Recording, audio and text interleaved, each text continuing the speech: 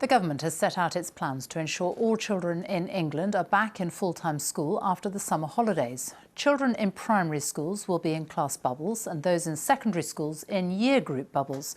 Social distancing won't be enforced, but older children will be encouraged to keep their distance as much as possible and not touch each other.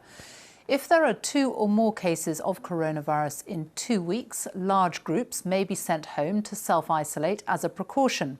Attendance will be compulsory, with the threat of fines for parents if children don't go to school. Our Education Editor Branwen Jeffreys has been to a school in Northampton, from where she sent this report. The desks will all face forward, the teacher meant to keep 2 metres distance. In the courtyard and on the field, I think that people will social distance. I think people have got smarts to know that it's to make it safer for everyone. I feel like there might be good and bad things about this, like going in, seeing people, yeah, but then like the worry about getting the virus again or having another wave of the virus, that kind of makes it a little bit difficult. Come September, they'll be sharing a desk. Social distancing will almost disappear. Their new bubble, a year group of 240 teenagers. It's a natural instinct to go towards students, and even if you're desperately trying to keep two metres away from them, your reaction is if a student, your guard might drop every now and then. This is how any confirmed COVID cases in school would be handled. 1 case and direct close contacts would self-isolate.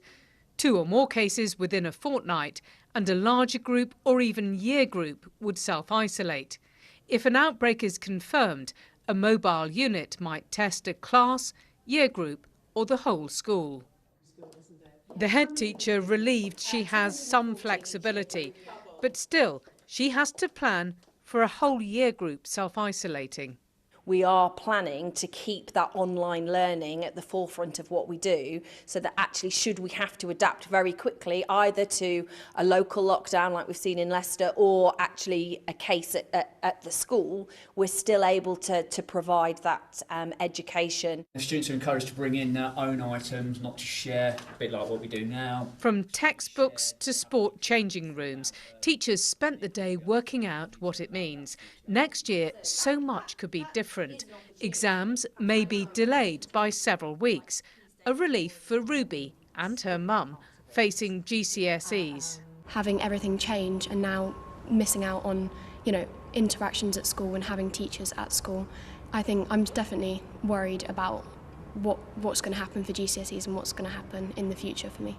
In some subjects, pupils may not have to cover every topic. So that might help, mightn't it? Yeah. If there's gaps within your learning, I think that might be a step in the right direction, definitely. Today, the Education Secretary said no more school could be missed. We cannot sit back and we cannot be in a position where we just say that children are not going to go back to school. And that's why we've created a system of controls to minimise the risk, minimise the spread of transmission, and making sure that children can return to school safely. They'll be back full-time, full classrooms, with a warning from a top government doctor. It's not their behaviour in school, but what happens outside that poses the greatest risk. Branwen Jeffreys, BBC News.